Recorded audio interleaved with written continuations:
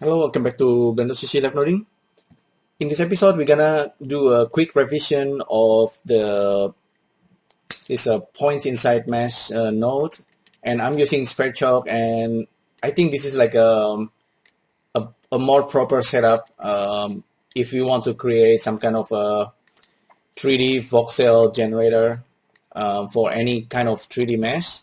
So here again, I'm using the Torus, and the torus is still live. As you can see, I can change the torus, and on top of that, I have this just little setup with a vector p field, and basically the way I distribute it is more it's a little bit tidier here, and here I'm using points inside mesh to do the masking of points, and here I have this one unit 3D box which is being instanced in 3D. So if I back it out, I will get a 776 objects, and this guy are ready to be animated inside animation nodes. So yeah, or you can also animate it inside SphereChalk if you like.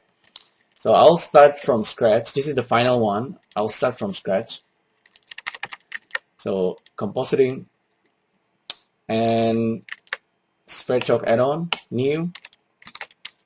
I'm gonna start with vector p field. Quickly use the viewer draw. So this is by default 2, 3, 4 in XYZ. That's the number of points, the total of 24 points. And we're gonna use a box, and we're gonna use the points from this vector p field for the matrix. So that's what you get by default, but I'm not gonna change the unit size of the box at the moment. I'm just gonna change this guy. So I can make this like 2, 3, 4 as well, but you can see there's a gap. That's not what we want. We kind of want it to be, maybe this one closer, something like that, and this one also, and this one also closer. So this is kind of distribution that I want.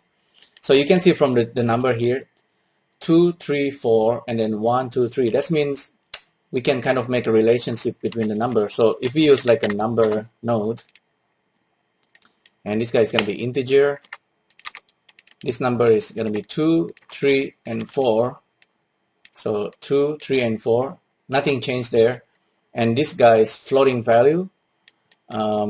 We can add some kind of a, I'll save this first, SV voxel box inside volume.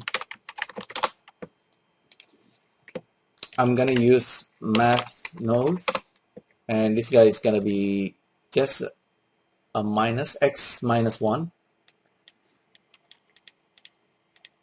Duplicate it, and so this guy gonna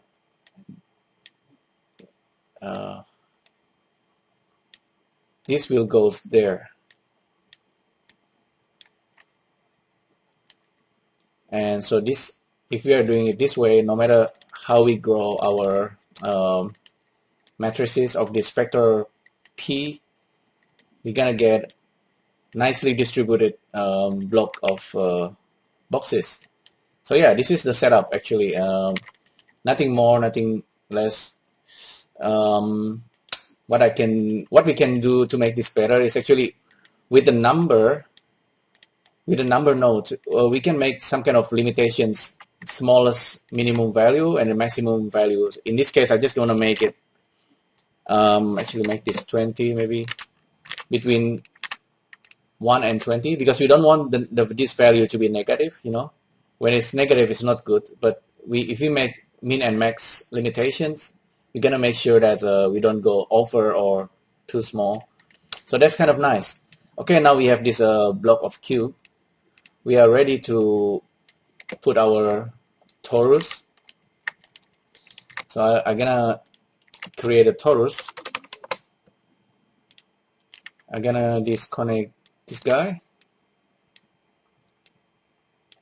I'll make some kind of viewer for the torus. and I like to use this exterior.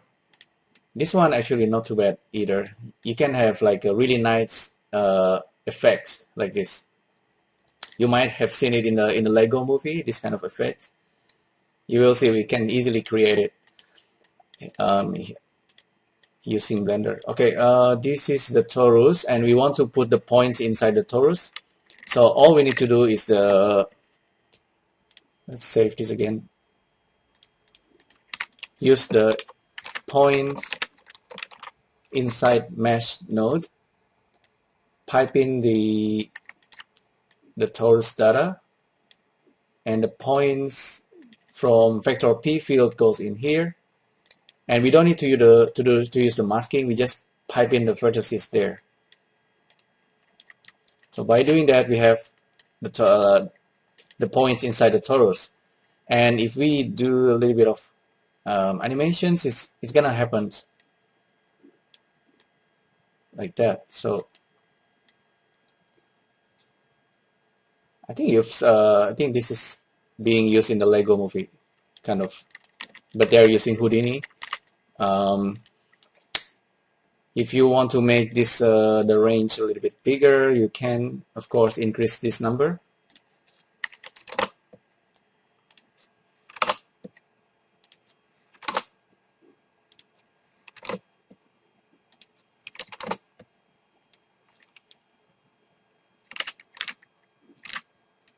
So now it's a bit bigger.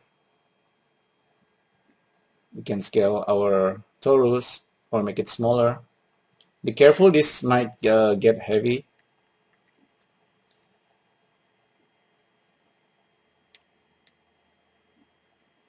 There you go. So that kind of effect, explosion kind of effects. And remember, we are dealing with a lot of numbers here. 984. That's actually not too big. We can go like 10,000, up to 10,000 or even more. But if you turn this into, if you bake this is gonna be like a lot of objects. Be careful when you have a lot of objects in Blender. It tends to slow down Blender in interface wise. But you can remember, you can always bake the whole animations. So yeah, that's you can change the torus into anything. I can change it to this different mode, and let's try 5 and 8. So sometimes I like this mode better. And if we are using, instead of viewer draw, we can also use the viewer bmesh, and then we can switch to animation nodes and animate the objects that way. Wonder if I should do that or not. Bake. Maybe I try viewer bmesh. Yep. So this is our box, and this is our matrix transformations goes in there. We're gonna have 1,520 objects in the scene now, and we want to group it. We want to bring it inside animation nodes. So sphere chalk, generate all these, and I know we're gonna switch to animation nodes now. Objects in, get our group. We don't need to do that. Matrix, object matrix output, and we're gonna use the delay thing. Oh, I forgot.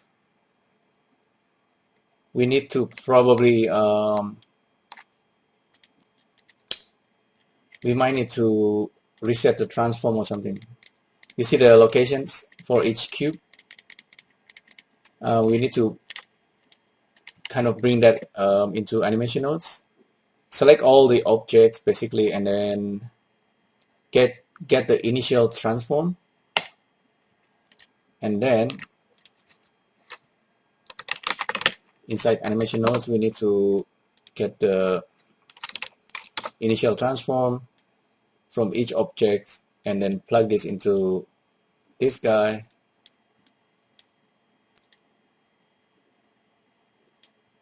Okay, now we are ready to offset the matrix. Offset the matrices.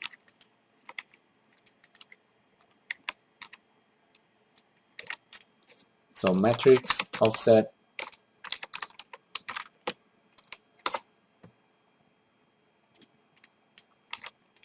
Again, delay fall off.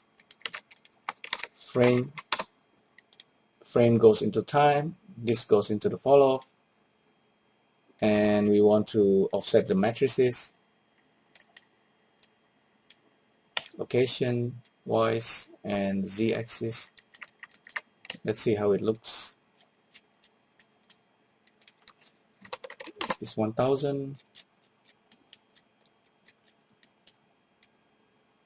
So hopefully Sverchok and animation nodes playing together well here.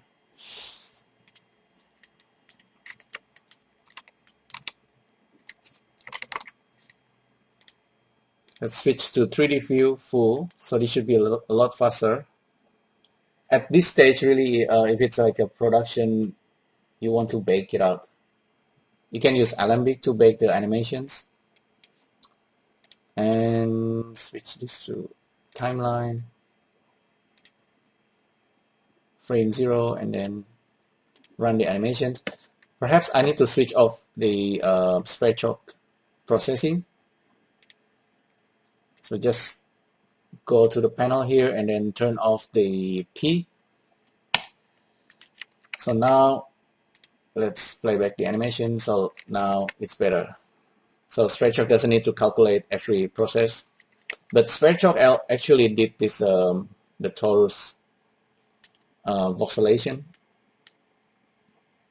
So yeah, we can see this falling down little bit by little bit. As you can see, the order matters. The order of the voxel being generated is important. If you make some kind of tweak inside animation nodes, you can control how the voxel falls based on all kind of different attributes. But there you go. This is the combinations of Sverchok and animation nodes to do the voxelations. I found this very, very interesting. It's kind of like a classic node setup, useful for beginners and also even for long-time procedural artists. This is kind of a nice setup to have. So you can see the whole thing is pretty fast. I think animation nodes dealing with transform is actually super fast, so I quite like that. If you are doing like procedural animations, motion graphic animation, this is like pretty amazing to have. Okay, so that's pretty much it for this live noding video. Hopefully this is useful, like a 3 series of videos dealing with how you can check whether points is inside the mesh volume, and then how you can use this for animations. So yeah, thanks again for tuning in, and let me know what you think. Any question, I'll try to answer it, and I'll see you in the next video. Thank you. Bye.